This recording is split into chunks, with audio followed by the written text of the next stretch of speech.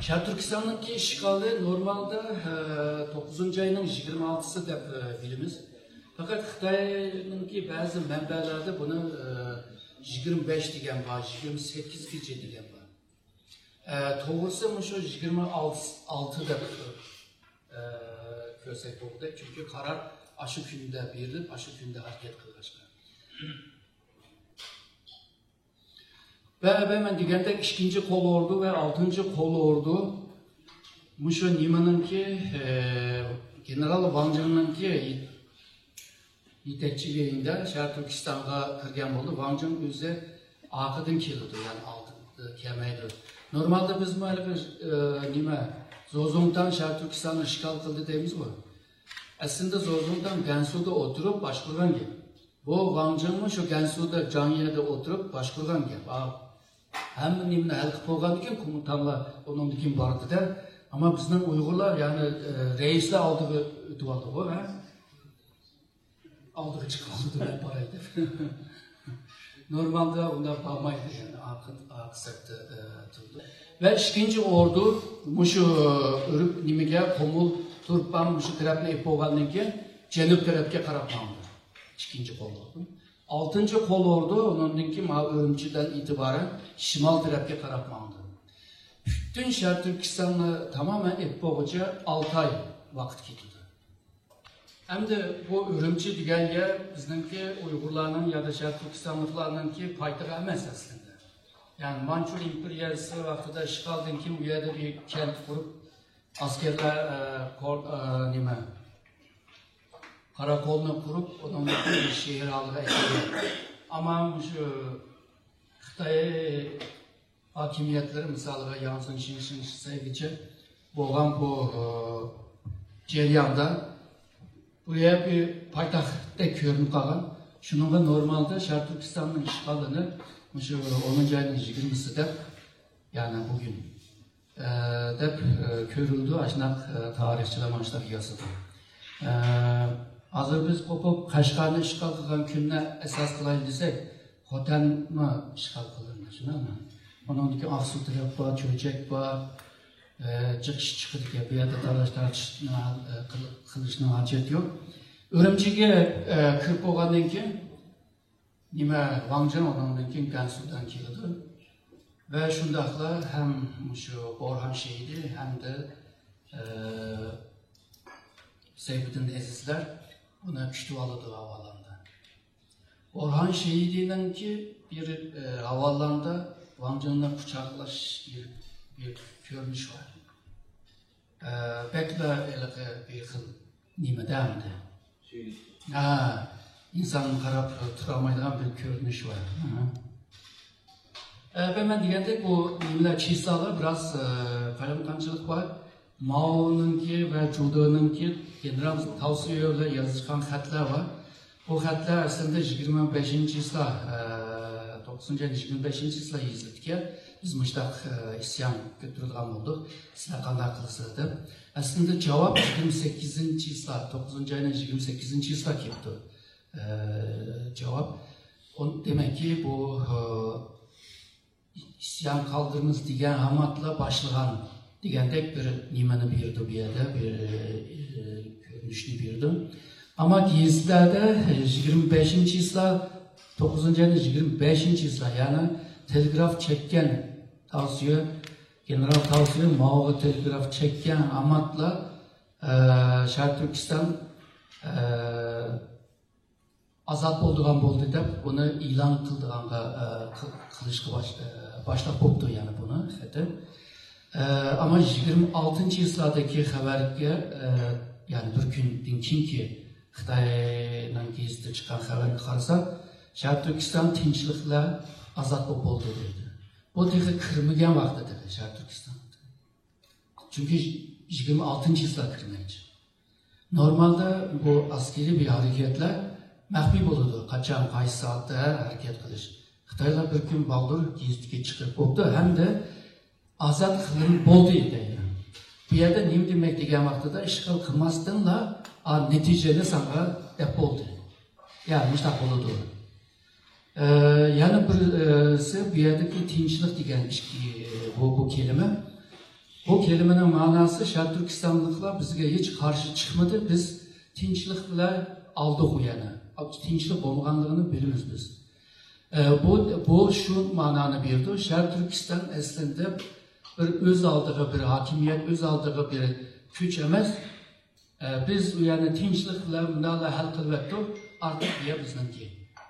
Diyen mesajımı berişke tırışkan.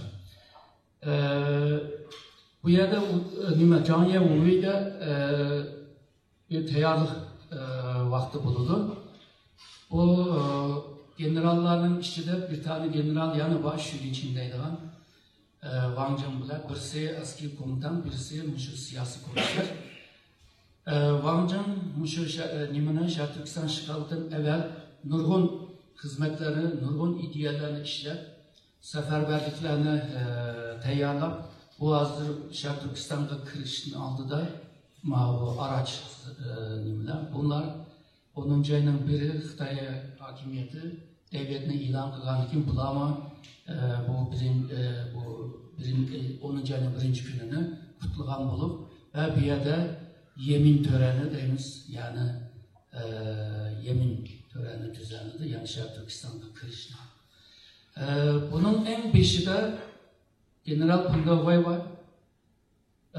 General Pındahuay Gansu, Lanzhou'ga kelgen vaxtıda Lanzhou'daki Uygurlardan yardım isteydi. Şarkı Türkistan'daki vaziyetini düşündürüp yolla nimo, tağla nimo, çöller nimo dedi. Ve bu Uygurlar köz tüpürdü.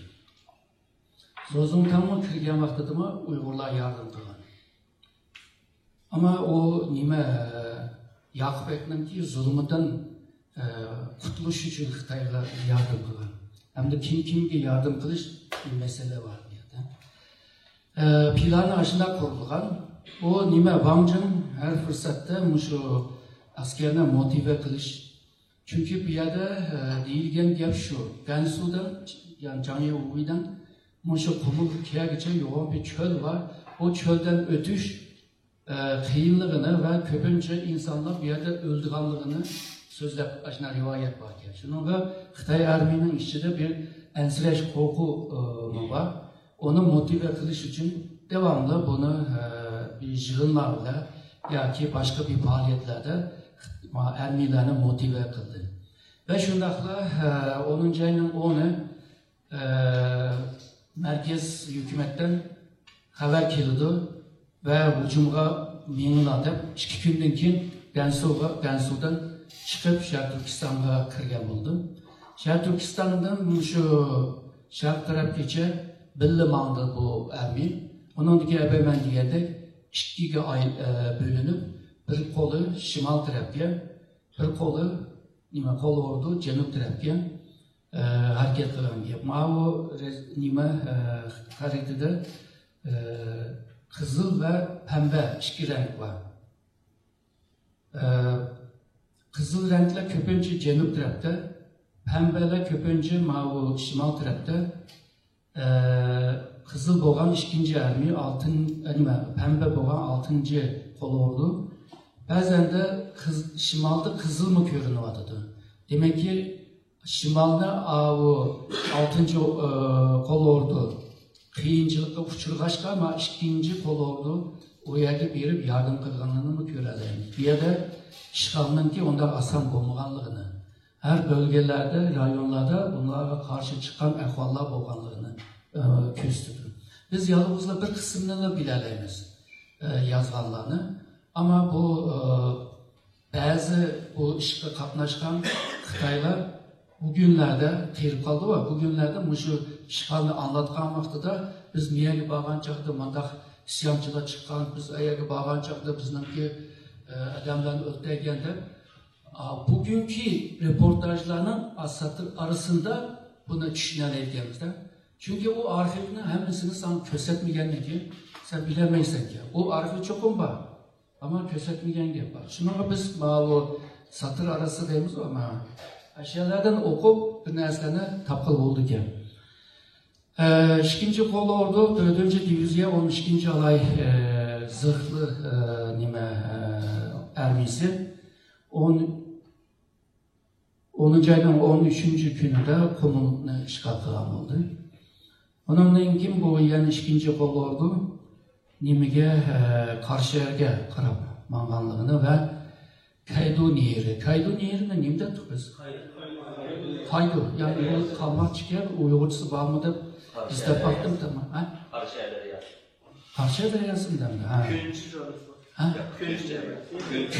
Başka yok. Kaydıda yerde kaydı. Resmi yerlerde Kaydu dep aldık ya. Buna bir Uygurca isim koyuş lazım herhalde. Bu kalmakçıya bu isim. Bu nimini Qarshiga alan oldu. 639'da mı Tan sülaləsinin hükümdarımı başlamış Turpan Qumulni alan.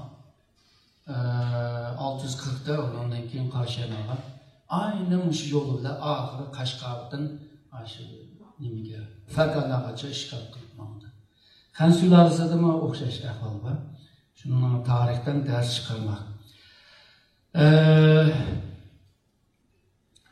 Beşegim dedik ya bir yana. Bu yergece kepti, bu yerde bu yergece maşinleri de kilovatkandı.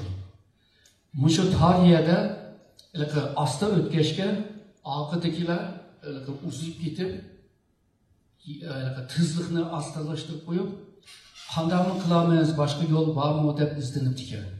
Nişerden ötüş. Birli nima maşin öteleydi bir yer. O mu aran öteleydi de. Bir yerde bir kıyınçılık ahval bulup kalganlığını. Ve Örümçi'ye kirgenliğine köstülü. Örümçi kirgen vaxtıda Örümçi'deki halkını teşkil kılıp kütülanlarda teşkil kıldı ki. Sancet'ten köpencisi Xitay bir kısım Uygurlar var. Volca tarafta bolsa şu 9. ayının 27. günü yani Xitay'ın işgalının ertesi günü bir yerde Volca'da biz bunun için azat bulduğun bulduk da hoşallığından bir mirasim ötkezgenliğine gösterdi. Bir yana ben düşündürdüm bununki ahvalını yani Sovyetler bir yerde zorlavatkanlığını. 12. ayının ki birinci günüde Qashqarni işgal qilgan bo'ldi. Qashqarda nurg'un adamlarni tashkil qilib kutilish marosimini qilgan bo'ldi. Gobi çölden minvatkanlığını çünkü Xotan'da bir teşkillenip kelgan armiyaga qarshi bir isyon qilmoqchi va tayyorlik qilib yetibdi degan xabarni tuyib Xitoylar shu Xotanga darhol berish uchun shu Aqsuv kamay turiblar cho'ldan o nimaga Xotanga tizliq bilan mang'aylada cho'lda nurg'un odam o'lib ketibdi Xitoylar. Ve bu 22 Aralık 12. ayın 22'sinde Xotan'ı işgal qilgan bo'ldi. Bu Xotan'ı işgal qilgan armiyalar 1950'de tushgan bir xotira foto.